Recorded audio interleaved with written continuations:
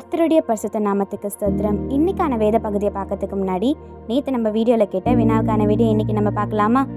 நாம் தினமும் விழித்து கொண்டு தெளிந்தவர்களாய் இருக்க என்ன செய்ய வேண்டும்?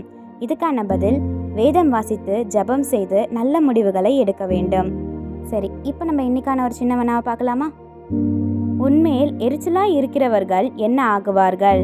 இதுக்கான பதிலை கமெண்ட்ஸில் சொல்லுங்கள். சரியான பதிலை நான் நாளைக்கான வீடியோவில் சொல்கிறேன். இப்போ நம்ம இன்னைக்கான வேத பகுதியை பார்க்கலாமா? ஏசாயா 41 அதிகாரம் 11 வசனம். இதோ உன்மேல் எரிச்சலாய் இருக்கிற யாவரும் வெட்கி லச்சை அடைவார்கள்.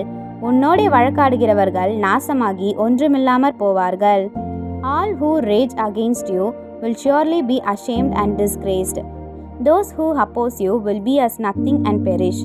ஐசையா 41:11. இப்போ நம்ம இதை ஒரு சின்ன கதையை பார்த்துக்கலாமா? எப்சிபான்ற பெண் எல்லா சூழ்நிலையும் தேவனை நம்பி வாழும் பெண்ணாக இருந்தாளா? ஆனால் அவளை யாருமே விரும்பவில்லையா? அவள் பள்ளியில் எல்லாருமே அவளோட விசுவாசத்தை பார்த்து கிண்டல் செய்வாங்களா? அவளை பற்றி பொய்யா பேசுவாங்களா? அவளை துன்பப்படுத்துவாங்களா?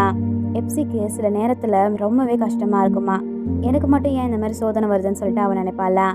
ஒரு நாள் காலையில் பள்ளிக்கு செல்லும்போது அவள் மண்டிட்டு ஜெபித்தாளா, இசப்பா, நான் ரொம்பவே பலவீனமாக இருக்கேன், ஆனால் நீங்கள் என்னோட இருக்கீங்க, எனக்கு பலம் தாங்கன்னு சொல்லிட்டு சொன்னாளா? அன்னைக்கு விசேஷமாக ஒரு விஷயம் நடந்ததா? அவளை கிண்டல் செய்த எல்லாருமே பிரச்சனையில் சிக்கிக்கொண்டாங்களா? அவங்க சொன்ன பொய் எல்லாமே வெளிச்சத்துக்கு வந்ததா? மெதுவாக அவங்க எப்சிபாவை தொந்தரவு செய்வதை நிறுத்தி விட்டாங்களா?